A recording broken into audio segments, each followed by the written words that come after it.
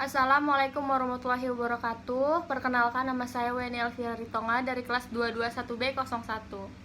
Di sini saya ingin menjelaskan pengertian teknik negosiasi dalam berbisnis.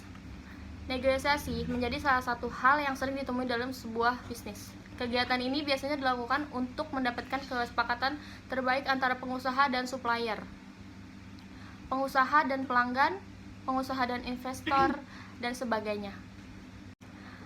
Di sini saya akan menjelaskan apa itu tentang negosiasi. Negosiasi adalah upaya tawar-menawar yang dirasa perlu dilakukan sebelum terjadinya sebuah kesepakatan antara dua belah pihak yang melakukan negosiasi. Hal ini terjadi karena belum adanya kesepakatan antara kedua belah pihak. Nah, maka salah satu dari pihak tersebut perlu merasa untuk tawar-menawar kembali hal yang sedang dibahas. Negosiasi tidak hanya dilakukan untuk menemukan perjanjian, kesepakatan, maupun kerjasama, tetapi juga dalam rangka untuk mempengaruhi keputusan orang lain. Proses negosiasi biasanya dilakukan antara dua pihak, namun tidak jarang juga melibatkan pihak ketiga, yang biasanya disebut negosiator, atau orang yang memiliki skill negosiasi serta etika komunikasi bisnis yang baik.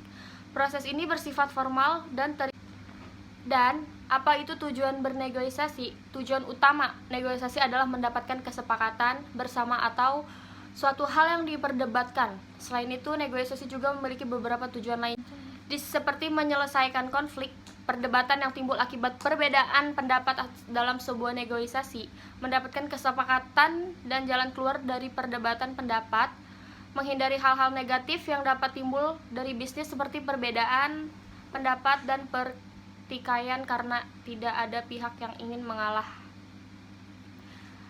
dan menyatukan beberapa perbedaan pendapat agar diperoleh kesepakatan bersama.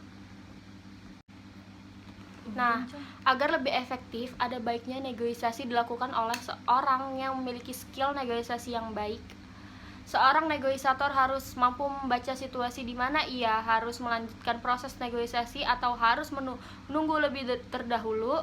Dalam negosiasi yang terpenting bukan hanya yang menyampaikan pendapat, tapi juga mendengar dan memahami apa yang ingin disampaikan.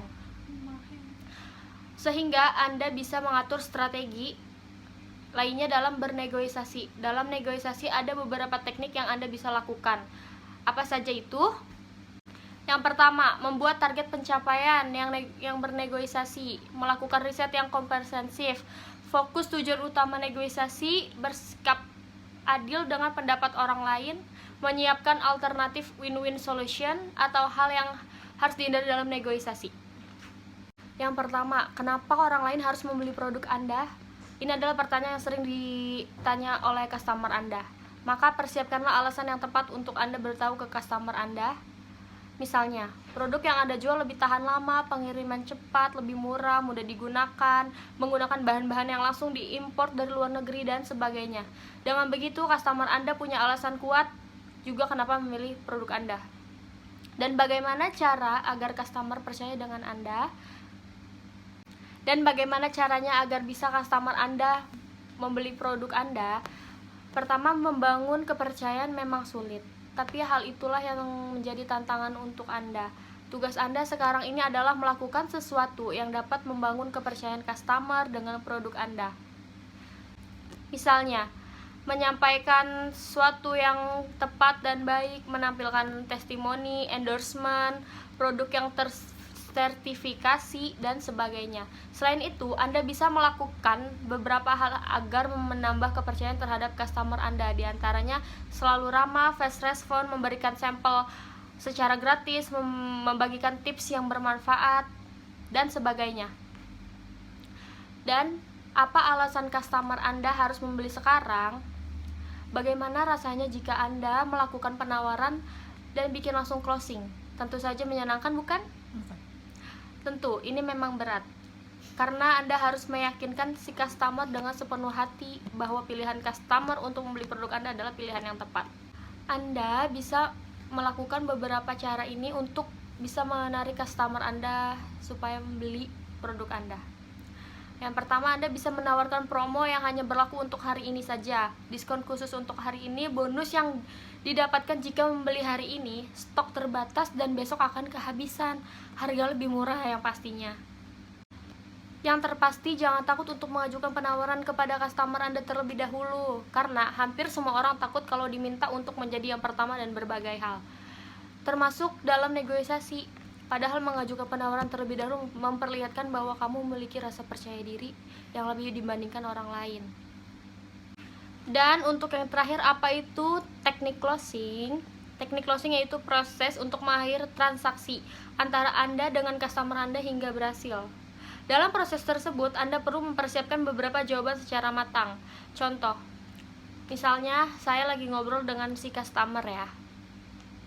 Sis, yang ini apa masih ada stok barangnya? Misalnya ada beberapa pertanyaan-pertanyaan dari customer. Contoh, sis, yang ini stoknya masih ada atau tidak? Kalau untuk model ini harganya berapa? Kak, kalau beli selusin harganya bisa kurang atau enggak? Atau ada diskon atau yang lainnya? Dan pertanyaan lainnya. Mungkin ini yang sering Anda rasakan sebagai seorang pebisnis, sudah menjawab semua pertanyaan dari para customer, namun tetap saja si customer tidak ingin membeli. Sakitnya di sini. Nah, maka dari itu pentingnya untuk Anda mempelajari teknik closing. Dan apa alasan customer Anda harus membeli sekarang? Bagaimana rasanya jika ingin menawarkan suatu produk dan bisa langsung closing? Tentu saja menyenangkan, bukan? Tugas ini memang berat karena Anda harus meyakinkan dengan sepenuh hati bahwa pilihan customer untuk membeli produk Anda adalah pilihan yang tepat. Sekian dari saya, terima kasih dan mohon maaf apabila ada kekurangan dan kesalahan kata yang saya sampaikan tadi. Assalamualaikum.